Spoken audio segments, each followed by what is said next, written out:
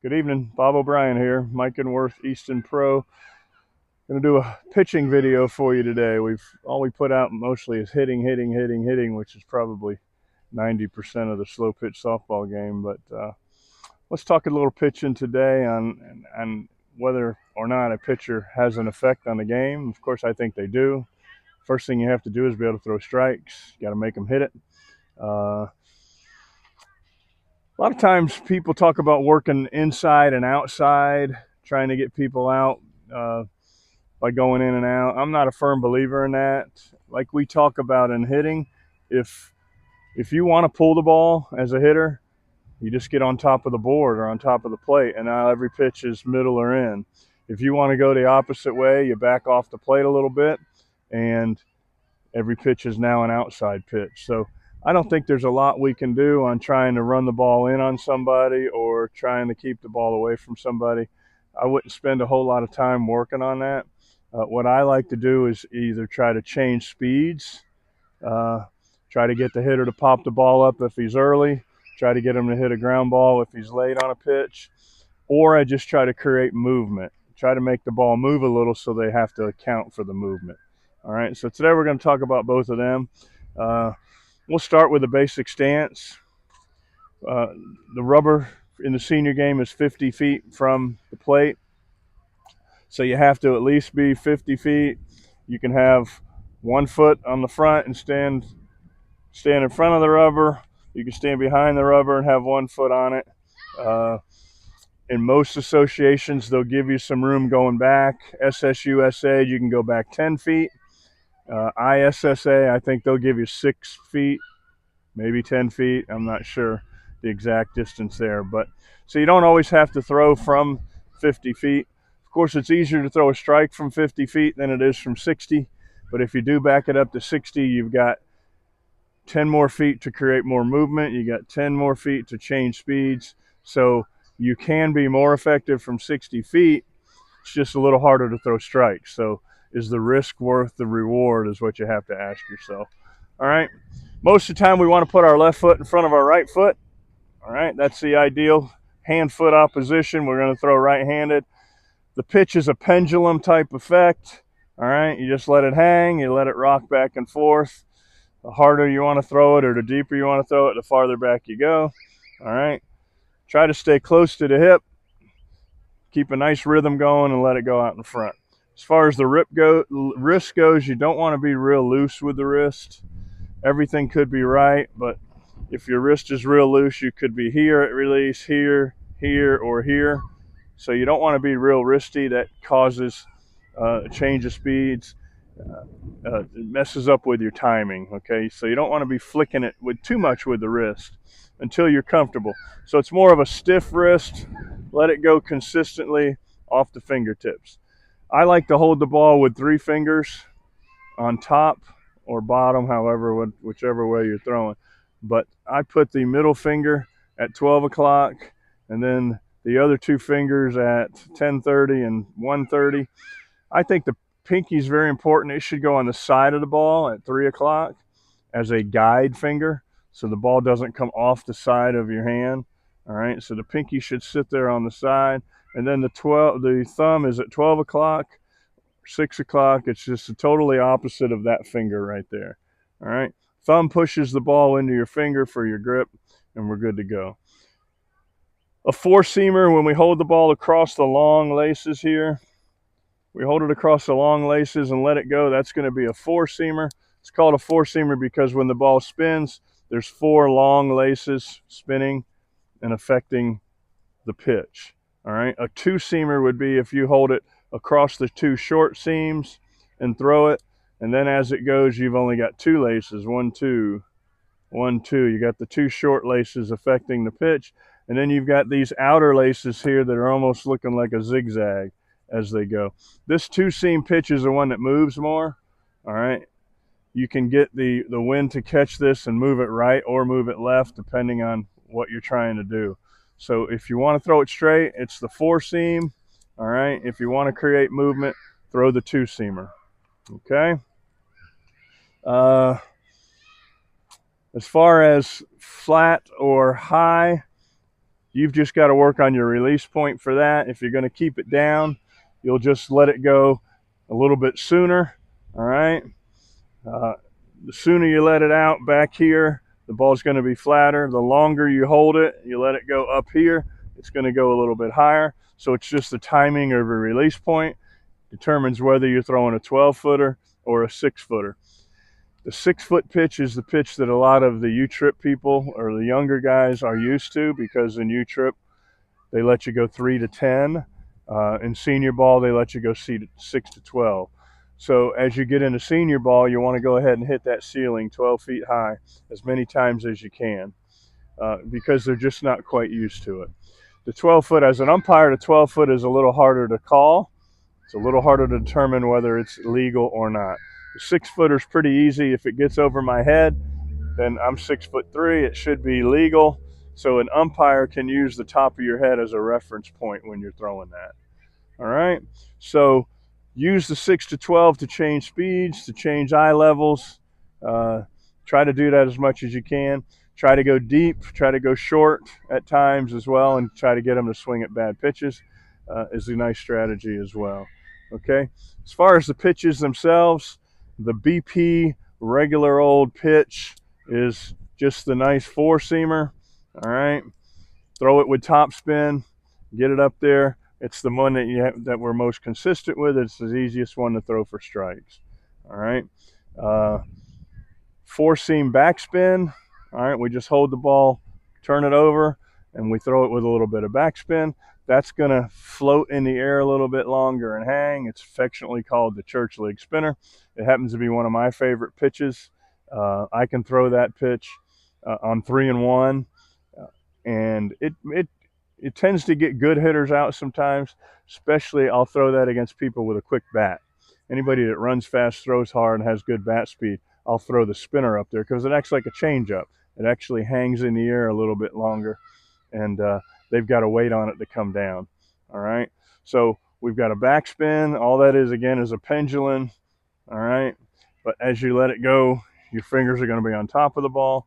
Or we do top spin. Our fingers are behind the ball. We come up through it, and it's going to come out with top spin. Top spin's actually going to come down a little quicker. I'll use that when I'm trying to get a ground ball. I'll back up to 55 feet and throw that top spin one. All right. And try to get it to come down a little bit. I also like to make the ball move left to right or right to left. It all depends on the wind.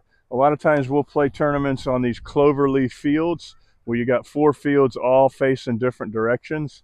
All right. You have to take advantage of which way the wind's blowing. The favorite time to pitch is when the wind's blowing out. So now you're throwing the ball into the wind. It'll definitely move a lot more. All right. So you can create a lot of movement and change speeds when the wind's blowing out. The worst time to pitch is when the wind's blowing in. It'll push your pitch a little bit farther, and it won't break as much because there's less resistance on the path of the ball because of the wind. Today we've got a little bit of wind blowing from right to left, so the ball's going to move a little bit of left to right. I'll do that with my 2-seam backspin pitch. All right, when I throw that one up there, it'll move from left to right. If the wind's blowing it'll move from my left to right. If the wind's blowing from left field to right field, I'll get out there and throw a little breaking ball. So I'm going to show you a few of those now from behind home plate. I'm going to try to get the ball to move a little bit. Actually, go ahead and step behind me, hon, and we'll get a few here.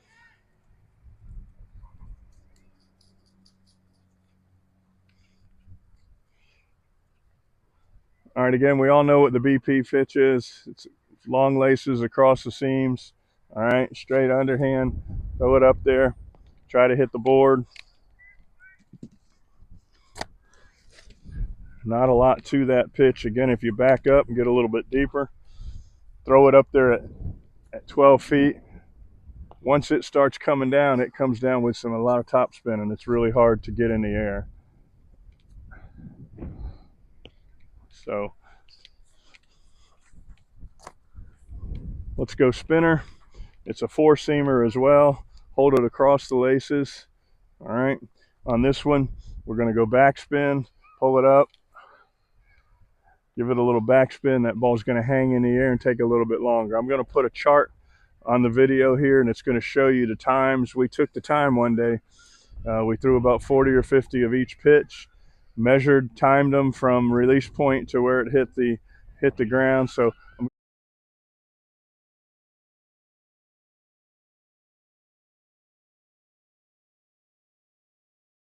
going to show you those times. Of course, the fastest pitch is the flat four-seam topspin, and the slowest pitch is the 60-foot, 12 feet high backspin pitch. It almost takes 2 seconds to get from release to the ground. It'll float up there. Of course, it's a little harder to hit the board from 60 feet. All right, so Church Lake spinner, top spin.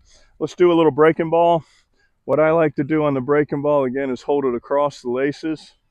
I'll get off to the side, and as I throw this, I'm trying to get the ball to spin with a little tilt to it. Okay, get it to spin this way, and you can get it to break like a breaking ball. The wind's pushing against it today, so you probably won't get to see it a whole lot, but it'll work. It actually starts behind the hitter, works across the strike zone to the outer half of the plate. All right. With today's wind, other side, today's wind, I'm going to make it move from left to right. All right. So this would be, you could do the same thing. You could do top spin, but you'll just turn your hand, you'll pronate or supinate your hand a little bit and try to get it to run that way. I'll do the same thing with backspin. So on this pitch, this one should move a little left to right. That one, not that one. You get it up there and get her spinning, and the wind should grab it and turn it.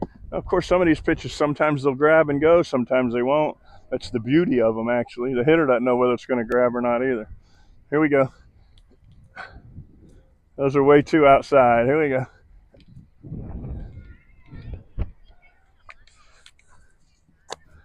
Might have to edit those out. All right, here we go again. See if we can get one to move.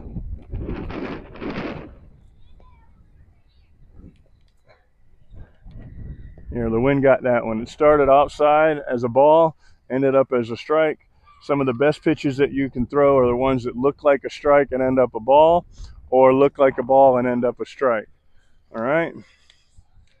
All right, so you got movement left to right, movement right to left. You got top spin that comes down quick. You got back spin that floats a little bit. Then, of course, there's a knuckleball. Knuckleball has nothing to do with the knuckles. It's thrown with the fingertips. All right. You put your fingertips into the leather. Most of the time it's 3. Some guys can do it with 2. I like to use 3 fingers. Stick them in. It's called a knuckleball because when people were throwing it in the major leagues, you could see their knuckles sticking up. So it kind of showed off a little bit. And when the knuckles sticking up, they ended up calling it a knuckleball. But it's actually thrown with the fingertips. The thumb is on one side. The other 3 fingers are there. The idea of this pitch is you're going to push it out of your hand, and you're going to try to create the same resistance on both sides of the ball so it comes out with no spin. All right. On a top spin, when we throw it, we're actually pulling up with the fingers at the bottom, which creates the top spin. On the back spin, we're spinning it this way to create. So we're using our fingertips to do that. Here, we're just out in the fingers. You're gonna push it up, and hopefully it comes out with no spin. All right, a ball with no spin has no path, no predetermined path, and it will move on its own. It could move left, it could move right, it could drop. All right. This pitch definitely works better when the wind's blowing out, blowing in your face. It'll dance a little bit. So I'm going to try to throw a couple knuckleballs again. It's going to be hard for you to see it. Maybe zoom in a little on the ball in the air. So here's, try a couple knuckleballs.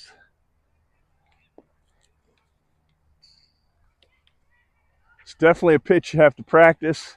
All right, work on the release and popping it out of your hand and trying to get it to go without any spin. All right. If it doesn't have spin, it'll dance a little bit. with the wind blowing in. Okay. There's also a palm ball that used to be thrown back in the day. I don't know many people do that anymore, where you just totally surround the ball. All right. And then as you go to throw it, you just kind of, same thing, you pop it out of your hand. And it's the same thing where you got fingers on the bottom, thumb at the top, creating resistance. So when it comes out, it shouldn't have any spin. See if we can try one of those. Palm ball. All right. Again, it'll come out. If you do it right, it'll come out with no spin. That's a fun one as well for you, Trip, when you can really give good arm speed and really work it. You can make it look like a fastball with good arm speed, but it sticks in your hand a little bit longer, and then it just comes out just a whole lot slower. So that's a nice U-trip pitch. We hardly ever see that in senior ball anymore. All right, so here we go. I'm going to try to move these left to right. The wind has died down a little bit. So with no wind, I have to create the tilt. All right, so this one I'm going to try to start on the outer part of the board and see if it'll, yeah. So that was ball, ball, ball, and then it almost clipped the corner. It's hard, I don't know if you can see that, but that ball's moving a little bit of left to right. It's just backspin. Some people will throw it with the 2 fingers spread. I like to use the 3 fingers. All right, a little backspin, tilt it a little bit, and get that thing to run a little. One more of those. I'm gonna do top spin. I'm gonna supinate and kind of lead with my pinky here. So you can throw a top spin and get it to turn left to right as well. And then if the wind's blowing the other way, all right, from my left to left field to right field, then you can get and throw a ball that moves from the right-handed batter to the inside corner or to the outside part of the board. All right. Again, when the wind's blowing out, it'll grab the ball and really make it move. Just a little tilt to the 2 seams. Get it tilted. It'll grab and turn the ball. That one's not going to turn. All right.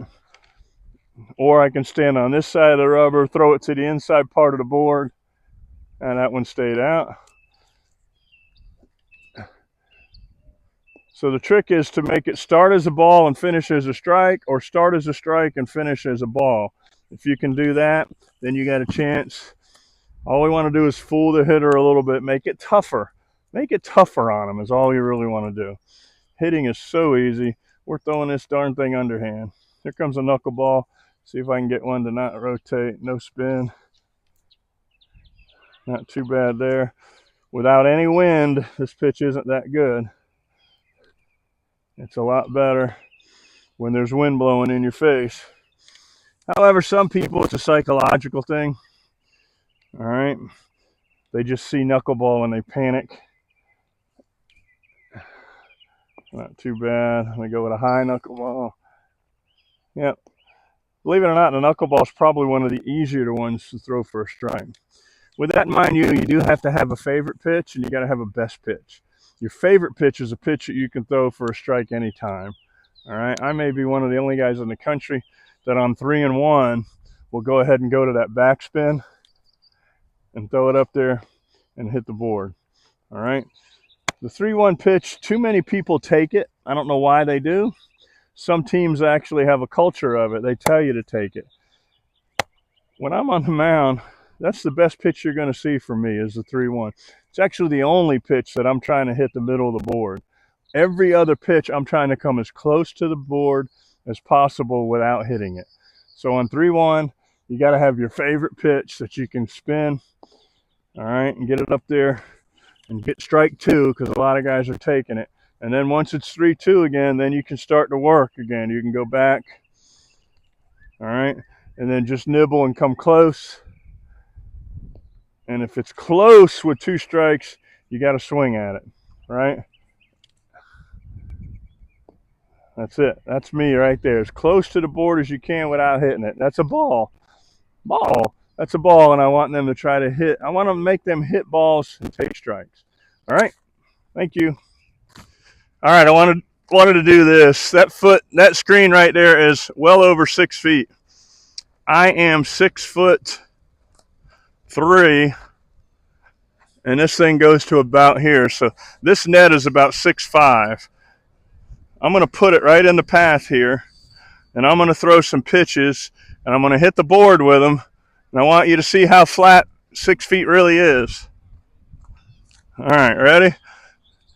You see the whole flight path? All right, just over the top of it. I guarantee an umpire would call that illegal. Yet it's over 6.5. All right, if you'll move behind home plate, hon. That pitch looks flat from over there, doesn't it?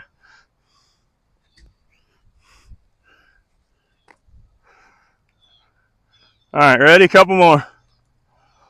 Here it comes. Does that look flat to you from back there? I guarantee most umpires. Now that's illegal. That one's plenty. That net is 6'5". It's pretty good pace right there.